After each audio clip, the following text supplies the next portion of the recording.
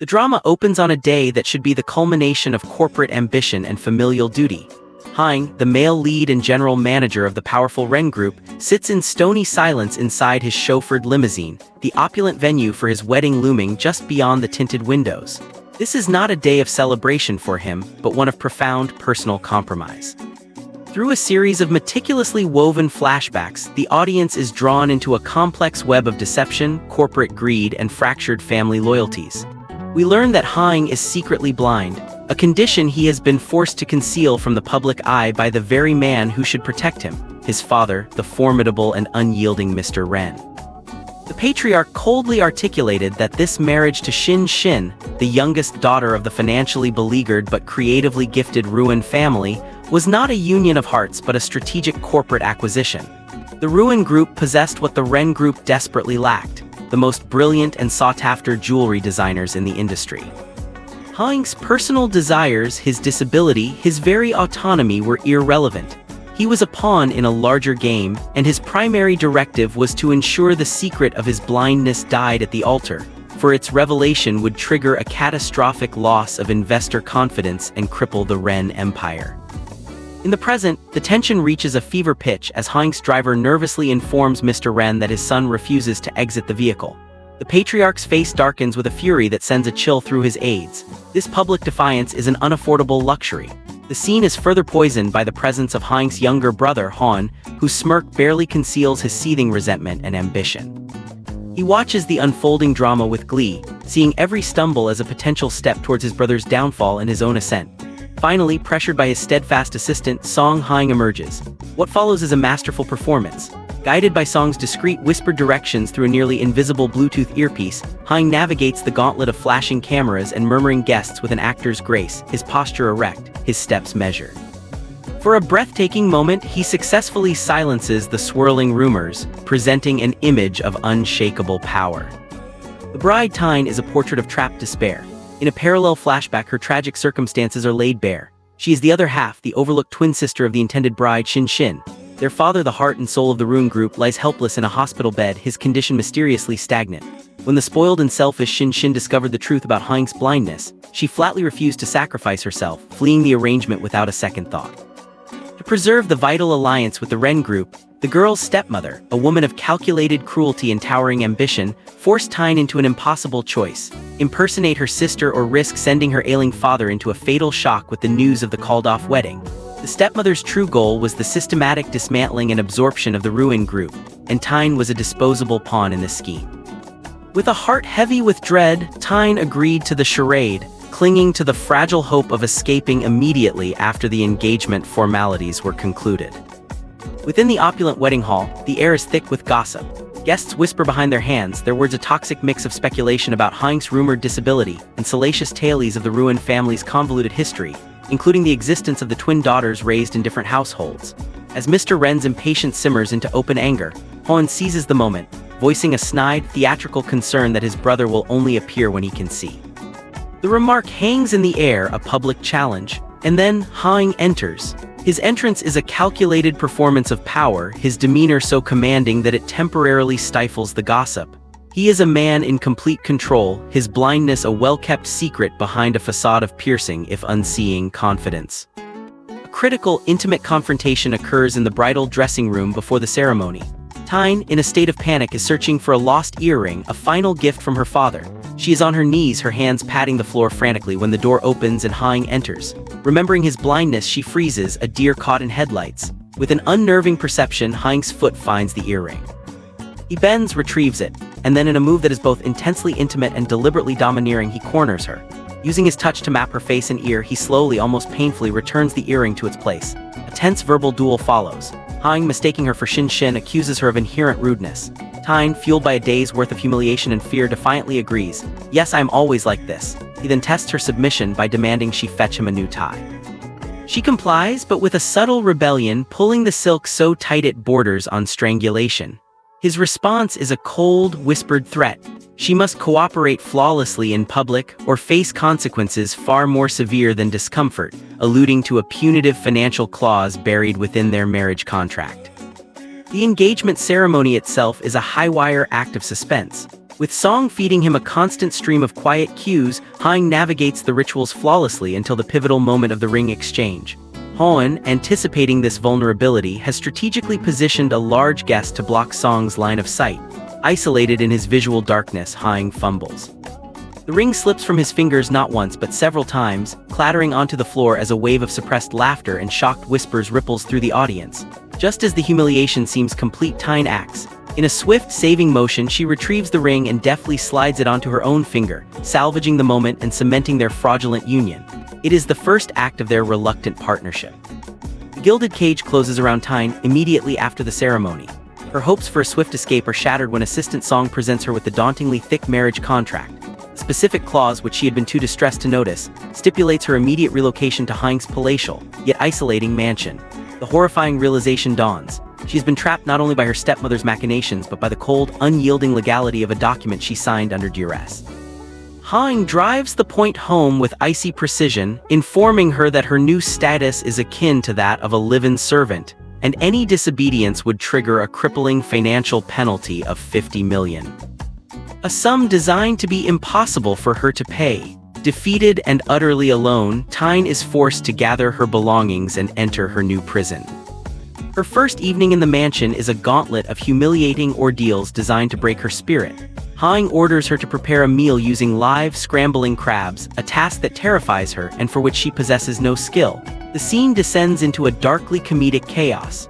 Relying on a voice assistant for culinary instructions, the situation spirals out of control. Haing mistakenly drinks the salt water meant for the crabs and consumes raw spices, while one of the crustaceans, in a moment of poetic justice, latches onto his finger with a vengeful grip. Tyne's panicked attempts to help only amplify the disaster. She burns his hand with a lighter, wildly swings a knife, and in a final desperate measure douses the scene in chili powder, sending Haing into a coughing, burning frenzy. The kitchen, much like their relationship, is left in a state of utter ruin. Later, Haing summons her to his bathroom, demanding she assist him with his bath, using his injured and grotesquely swollen finger as justification. Tyne is mortified and outraged, but the ever-present threat of the 50 million penalty forces her obedience. The atmosphere is thick with awkwardness as she helps him remove his shirt. While searching for bath salts behind him, she loses her footing on the wet floor and tumbles into the tub, landing directly on top of him. The physical contact is electric and deeply embarrassing. In the flustered and angry confrontation that follows, Haing, pushing her away, accuses her of engineering the fall, of having ulterior motives for being in his life. Gasping and soaked, Tyne finds her moment. She proposes a truce, a strategic alliance born of mutual necessity.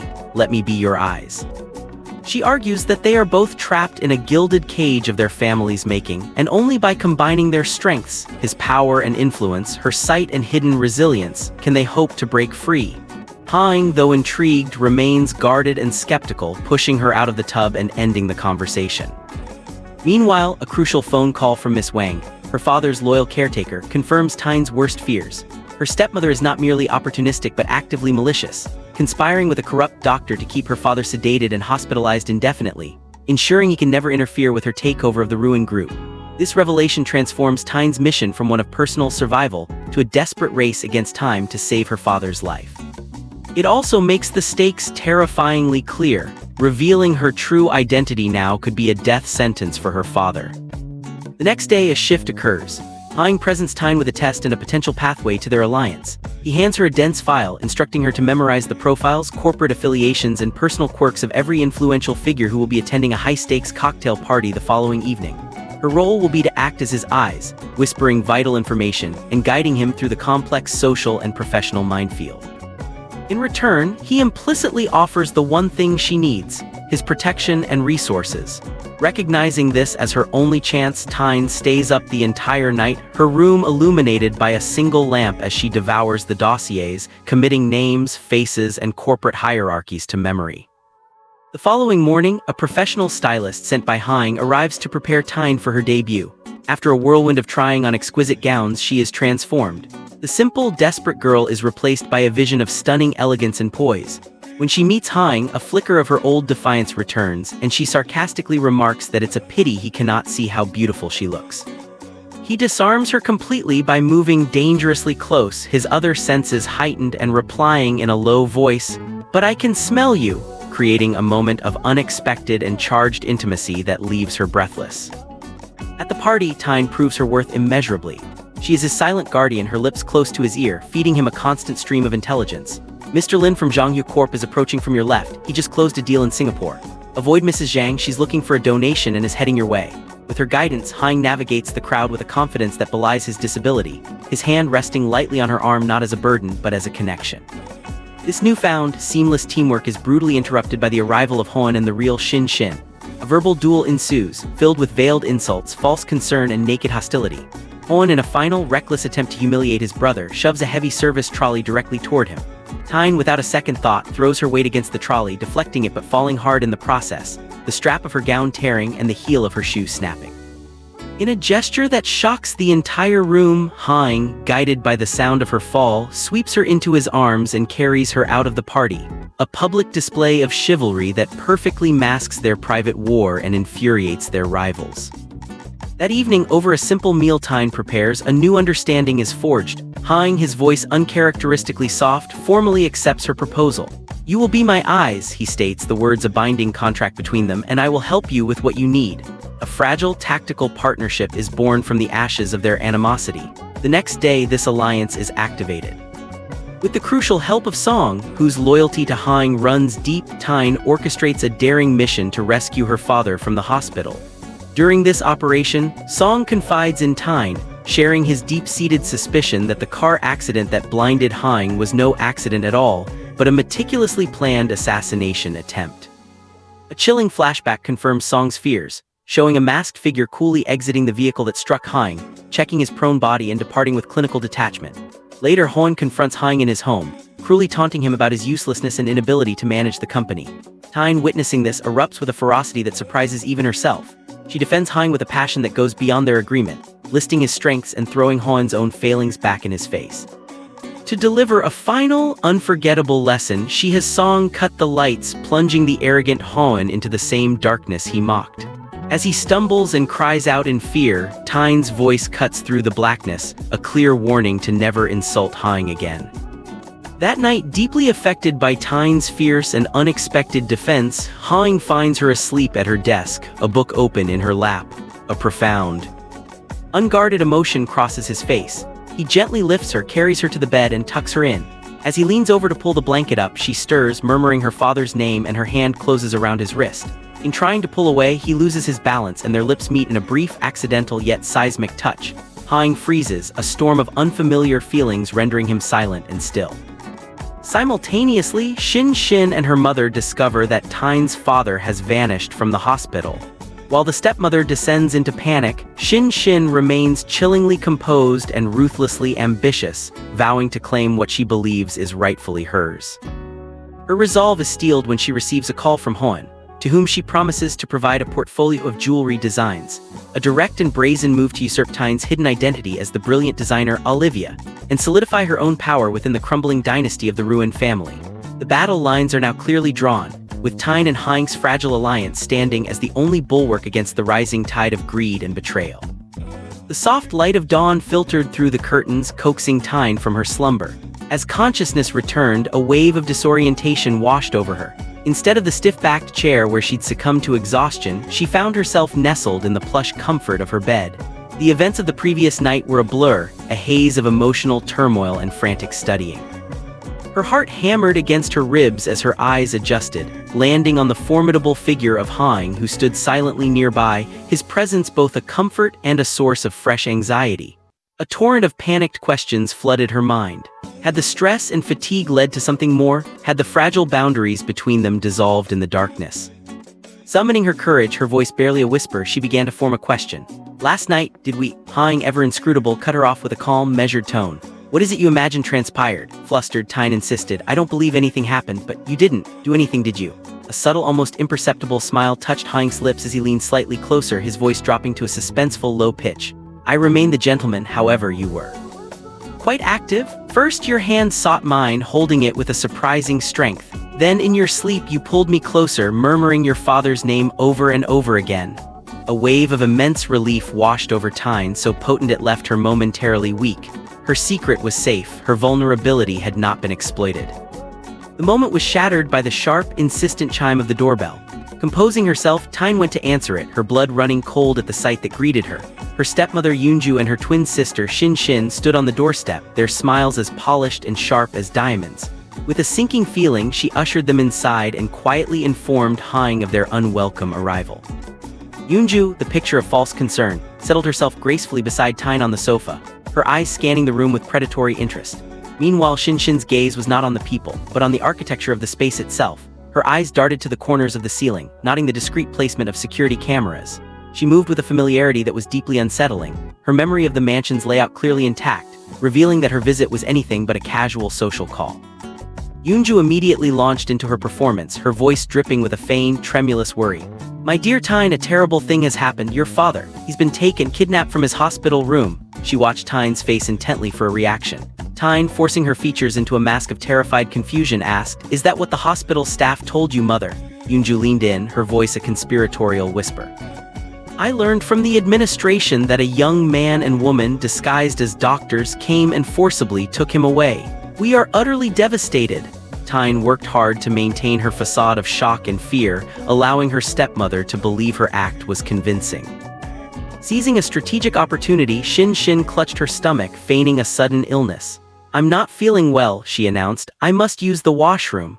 Tyne's eyes narrowed in suspicion, but before she could react, Yoonju deftly steered the conversation back, probing further. "Who could possibly be your father's enemy, Tyne? Who would wish him such harm?"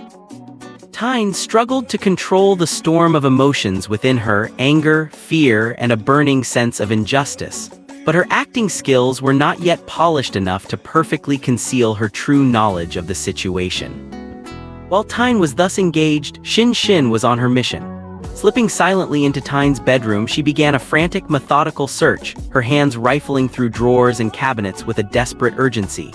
Just as her search seemed futile, the sound of approaching footsteps, the distinct, measured tread of Hyung, sent her freezing into a statue-like stillness against a wall. Hyung entered the room, his head tilted, his heightened senses picking up on the faint, telltale signs of an intruder, a displaced air current, the scent of an unfamiliar perfume.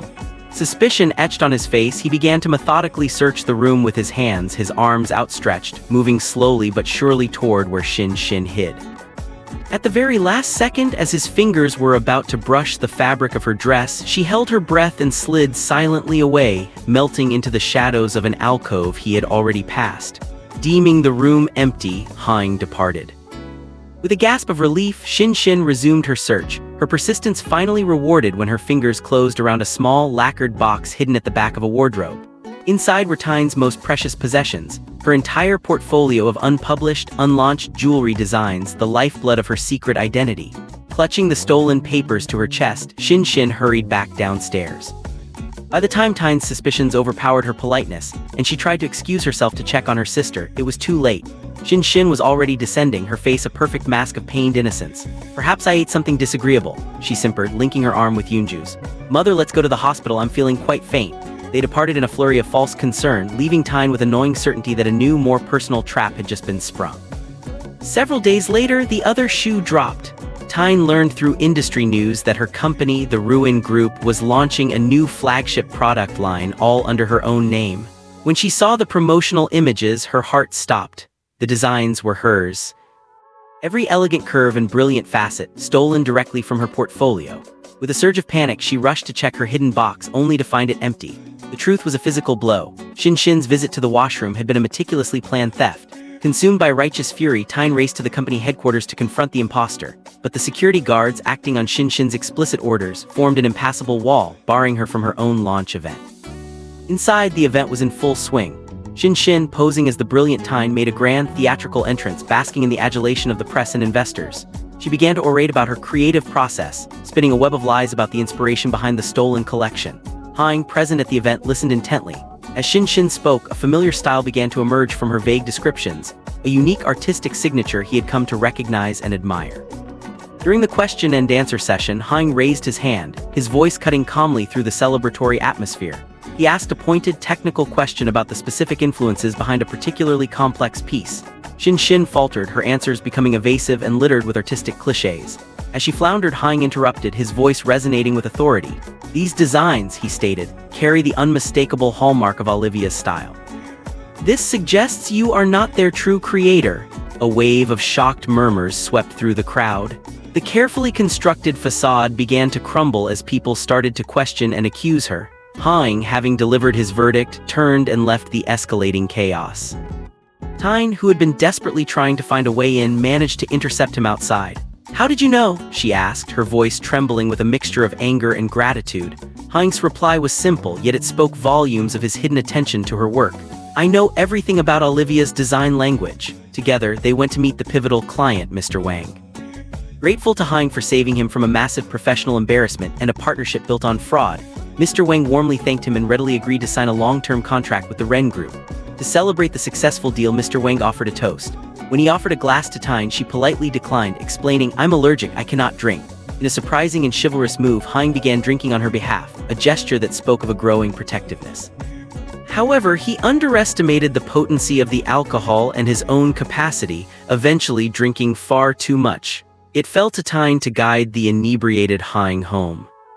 She managed to get him onto the living room sofa, where he immediately slumped into a deep, alcohol-induced sleep.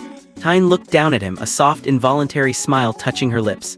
"You can't hold your wine," she murmured to his sleeping form, "yet you drank it all for me." Deciding to freshen up, she headed to her bathroom for a quick shower. Sometime later, Hang stirred, his throat parched. "Tyne," he called out, his voice hoarse, "bring me water." He continued to call for her, his requests growing more persistent. Tyne, her hair still damp and her body wrapped only in a towel, hurried to his side. Assuming his blindness rendered him unaware of her state of undress, she hastily handed him a glass of water and began to dry her hair with her free hand. What she did not know was that the large quantity of alcohol, combined with the adrenaline of the evening, had caused a strange, temporary shift in his vision. The world was a blur, but a distinct feminine form was gradually coming into focus before him. Hang, his vision clearing just enough to perceive her silhouette, began to move toward her. Tyne, still unaware that he could see her, chided him gently. "Don't drink so much in your excitement. You can't even take care of yourself." As he drew closer, his hand reached out, his fingers accidentally brushing against the knot of her towel. The terracloth loosened and fell into a puddle at her feet. With a gasp of shock and embarrassment, she scrambled to retrieve it, clutching it to her chest. "What are you doing?" she cried out, turning to flee. In her haste, she stumbled, her foot catching in the fallen towel. Just before she could hit the ground, Hang's arms shot out, catching her effortlessly. One hand steadied her back while the other cupped her face, his thumb stroking her cheek. He stared, his blurred vision focusing entirely on her flustered, beautiful face. "Am I seeing things?" he whispered, awe and confusion warring in his voice. "Is this a hallucination?" Tyne, her heart pounding, managed to stammer. Your hand is touching somewhere else." Wrenching herself from his grasp, she fled the room, her face burning. The moment she disappeared, the strange clarity vanished from his eyes, and the familiar, impenetrable darkness descended once more.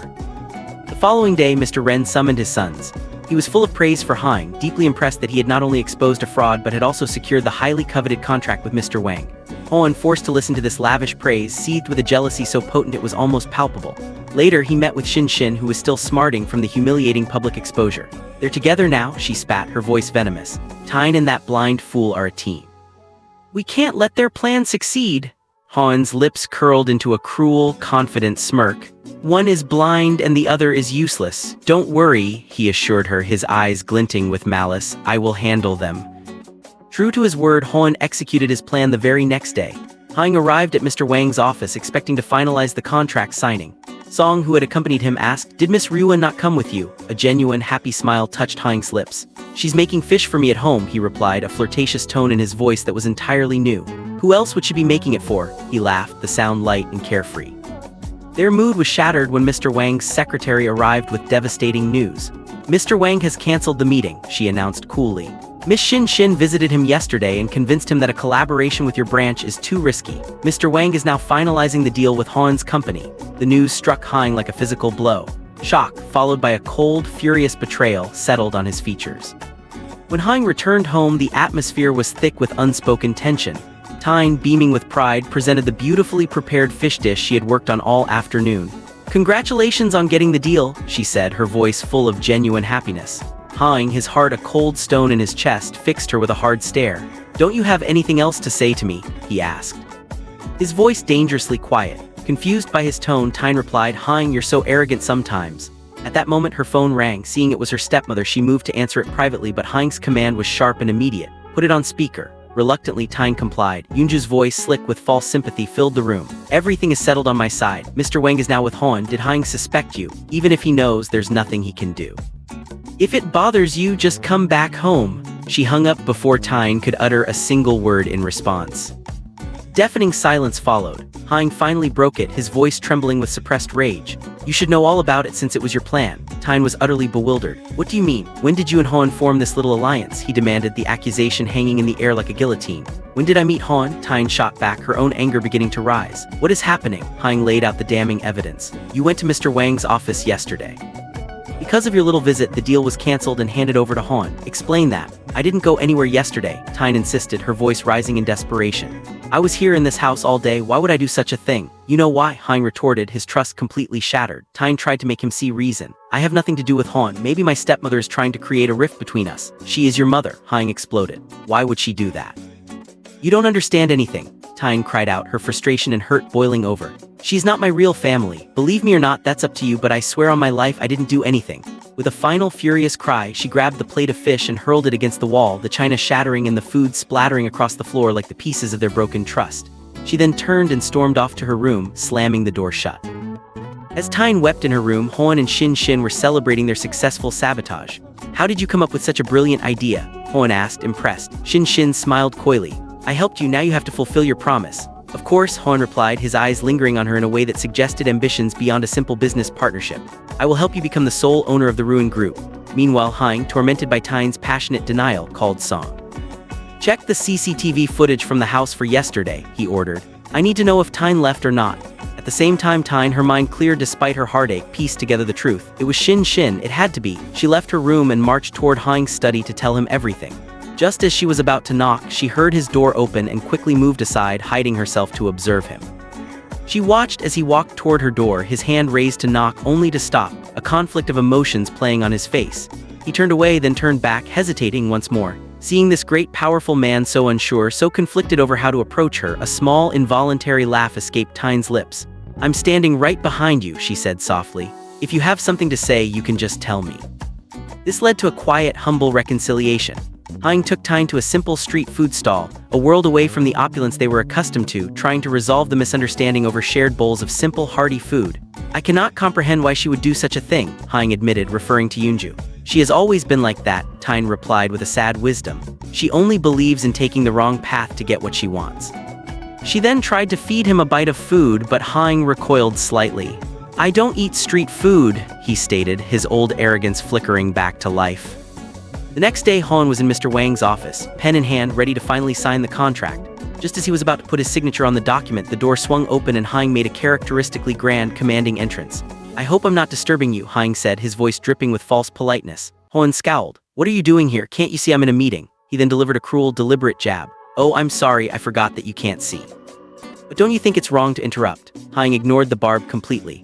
Instead, he launched into a masterful presentation, praising Mr. Wang's company for its high standards and presenting him with a portfolio of jewelry designs. These, Han announced, were created 5 years ago by an artist known only as Olivia. Tyne, who had accompanied him, stared in shock. These were her very own early foundational designs, the ones she thought were lost forever. How had he got them? Mr. Wang was mesmerized. I can't believe these were made 5 years ago, he breathed. I must meet this designer. Han shook his head. No one knows Olivia's true identity. Seeing his deal unraveling before his eyes, a desperate Han tried to pressure Mr. Wang into signing. Mr. Wang, however, was already lost to the beauty of the designs. I'm sorry, he told Han, but I do not wish to collaborate with your company at this time. I need to reconsider. Furious and humiliated, Han could do nothing but storm out. He went straight to Shin Shin, who was eagerly awaiting news of their victory. I'll never be able to defeat that blind Han, he raged. He played his trump card. Shin Shin's face hardened with a ruthless resolve. If we cannot get rid of Han, then we must remove my sister first. We need to find the one person she cares about most, our father. Han, his mind already working on this new, darker path, suggested, if Han helped them, he must have hidden your father in one of the 3 hospitals owned by the Ren Group. We need to search them immediately. Meanwhile, a new softness had settled between Han and Tyne. They were sitting together on the sofa in his mansion, Tyne engrossed in a popular romantic K-drama. Suddenly, an intimate scene filled the screen. Blushing, Tyne quickly fumbled for the remote and lowered the volume. Do you enjoy romantic dramas? Han asked, a teasing note in his voice. I don't usually watch these kinds of scenes, Tyne stammered, flustered. It just came on by chance. Trying to steer the conversation to safer ground, she asked, "Do you know if Olivia is a man or a woman?" Hein responded with certainty, "Olivia is a woman. A man could never conceive of jewelry with such delicate complexity and emotional depth." Emboldened, Hein then ventured a more personal question. "Do you like her?" Hein moved closer, his presence filling the space between them. "Are you jealous?" he teased, his voice a low murmur. Hein's heart fluttered. "No." She denied too quickly, standing up and hastily leaving the room to hide her burning cheeks. Her retreat was interrupted by the shrill ring of her phone. It was the hospital. The voice on the other end informed her, "Your father has been transferred." Panic seized her. She rushed to the hospital only to find his room empty, the bed stripped bare. Her mind raced, frantically trying to decide what to do next. Suddenly, she heard voices approaching and quickly hid behind the thick floor-length curtains. Shin Shin entered the room, accompanied by a hulking, menacing goon. "We've searched all 3 of the Ren Group's hospitals," she complained angrily, "and he's nowhere to be found." She called Han to deliver the bad news and then swept out of the room.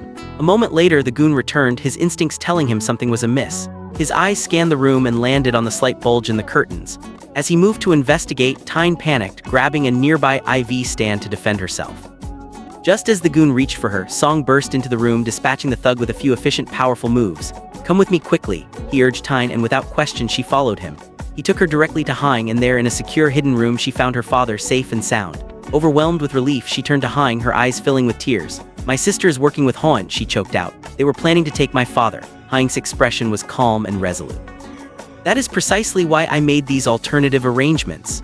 Unable to contain her gratitude and emotion any longer, Hein threw her arms around him in a tight, heartfelt embrace. Hein held her gently, his hands stroking her hair. "Don't go out alone from now on," he murmured into her ear. "If you face any problem, you come to me first. I will solve it for you." Later, as Hein was immersed in sketching a new jewelry design, the entire house was suddenly plunged into absolute darkness, the power cutting out without warning. Grabbing her phone, she turned on its flashlight and went in search of Hein. He was just emerging from his room. "Do you know where the electricity box is?" she asked, her voice slightly nervous. "It's downstairs," he replied calmly. Hein began to guide him, but her phone, its battery depleted from her work, chose that moment to die, extinguishing their only light source. In the profound blackness, Hein's hand found hers, his grip firm and reassuring. "Let's go," he said. "I'll take you." Navigating the familiar darkness was second nature to him. His home was a map etched into his mind, every turn and obstacle known by heart. He led her unerringly to the basement and the electrical box. Finding a torch nearby, Hein asked, "Can you point the light toward the switchboard?" Hein took the torch and aimed it. As the beam of light fell upon Hein's face, something miraculous happened. Her features, which had been only a blurry impression before, suddenly swam into a clearer, more defined focus. Overwhelmed by this sudden, glorious return of a fragment of his sight, and by the woman standing before him, he acted on pure, unadulterated emotion. He leaned in and kissed her. Hein, surprised but not unwilling, did not resist. They were lost in this tender, breakthrough moment when Han, taking advantage of the blackout, was silently entering Hein's room upstairs, searching for and finding his brother's official company seal, the final piece he needed for his master plan. The next morning, Hein awoke feeling elated, the memory of the kiss painting her world in bright, joyful colors. She had undeniably fallen in love with Hein, but her joy was tinged with a deep, nagging worry. She was living a lie, pretending to be Shin Shin. What would happen when he discovered the truth? Would this newfound affection turn to ashes? Her thoughts were interrupted by Hein's approach. He held out his tie. "Can you help me with this?" he asked. Hein laughed, a light, happy sound, and stood on her toes to tie it for him. "Will you accompany me to an important meeting today?" Hein asked afterward. "What would I do at your office meeting?" Hein questioned. Hein smiled, a genuine, warm expression that transformed his entire face. "You are going to be my wife," he stated, as if it were the most obvious fact in the world. "So you will accompany me everywhere." Hein blushed a deep crimson, her heart soaring, and together they left for the Ren Group headquarters. Chairman Ren had gathered the entire board for a momentous announcement. Citing Hein's string of successful and lucrative projects, he officially named his eldest son the new CEO of the company. The board members applauded, their support unanimous. Just as the celebration was beginning, the doors to the boardroom burst open and Han strode in, his face a mask of triumphant fury. "I object," he declared, holding a file aloft. "Hein has committed fraud. He has been selling the company's shares to private entities at a fraction of their value." At first, the board met his claim with disbelief. But then Han presented his evidence, contracts seemingly signed by Hein, and the most damning piece of all, Hein's own official seal, which Han had stolen during the previous night's blackout. The evidence seemed irrefutable. The board members, shocked and angry, began to shout questions and accusations at Hein. "I know nothing about this." Hein insisted, but his protestations were drowned out by the uproar. Hein could not remain silent. Hang is being framed, she cried out, stepping forward. You cannot make a decision of this magnitude without a proper, thorough investigation. Han seized the chaotic moment. Until this is resolved, I should take over all of the projects assigned to Hang, he demanded. The chairman, his face pale and disappointed, agreed. You are right, Hang, you are suspended. Everything company-owned is to be returned pending the outcome of the investigation. The meeting was dismissed in disarray. Outside, Tyne turned to Hang, her eyes blazing with indignation. You should have defended yourself more forcefully. He is your father. How could he do this to you? Hang's expression was one of weary resignation. It doesn't matter. My father has always been this way. He only has room for winners in his heart. This time I lost and my brother won. He took her hand. Let's go home. But when they arrived at the mansion, they were met with a scene of utter humiliation. All of their personal belongings, clothes, books, Tyne's design portfolios had been unceremoniously thrown onto the front lawn. Tyne stared in disbelief. The chairman said there would be an investigation. Why has Han done this? Hang's voice was flat, devoid of all emotion. There is nothing I can do. Han is the CEO now. From a balcony of a nearby building, Xin watched the scene unfold, a glass of wine in her hand, her laughter ringing out clear and cruel, carried on the wind. In their moment of deepest despair, Song appeared. Come with me, he said firmly, and he led them to an old apartment he owned, a place that had been closed up for years. I am sorry, Song apologized. The conditions are not what you are used to. Tyne, ever practical, looked around. This place is more than big enough for the three of us, she said warmly.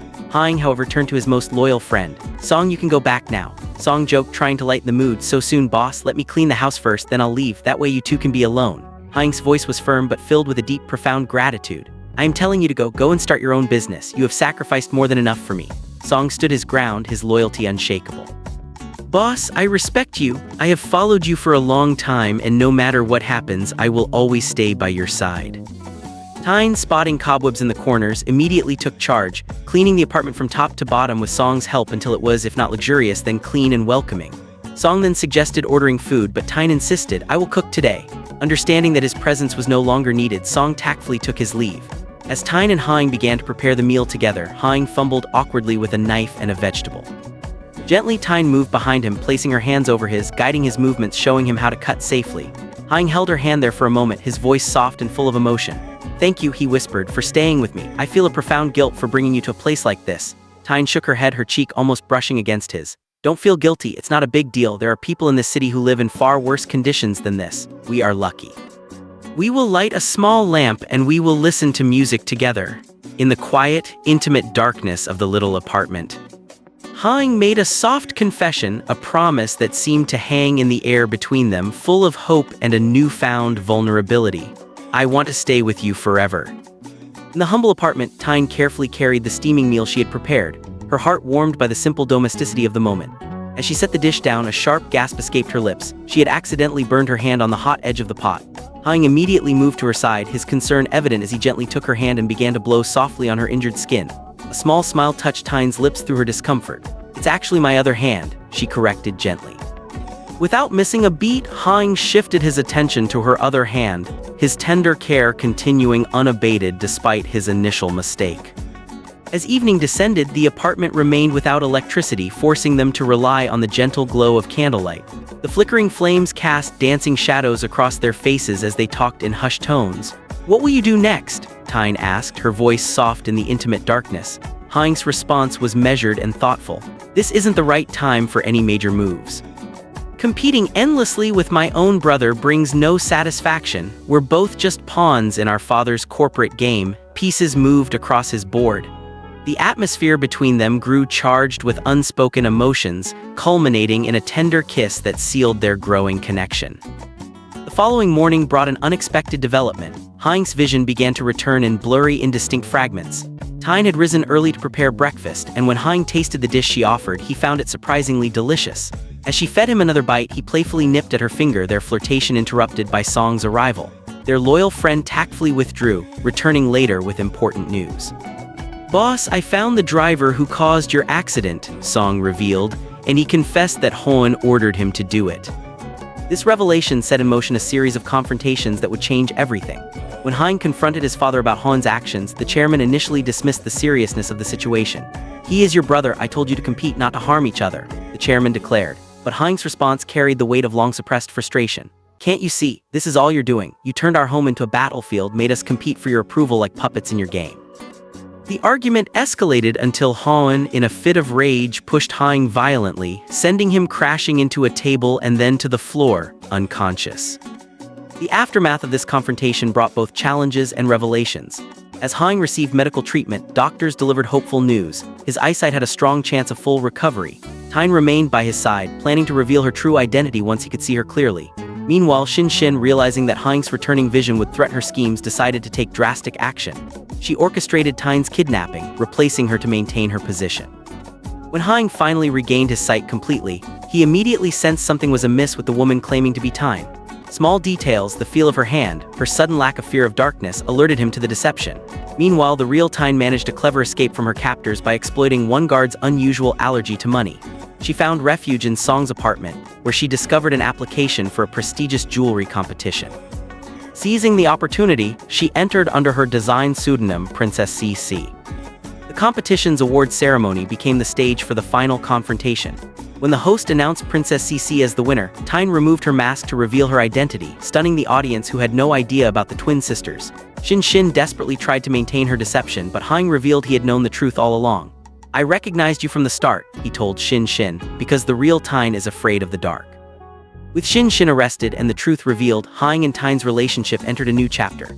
In their modest apartment, surrounded by the simple life they had built together, Haing knelt and proposed. Tyne's joyful yes sealed their hard-won happiness, culminating in a kiss that promised a future built on truth, trust, and genuine love. Their journey from deception and corporate manipulation to honesty and mutual understanding had finally brought them to this moment of pure, unshadowed joy.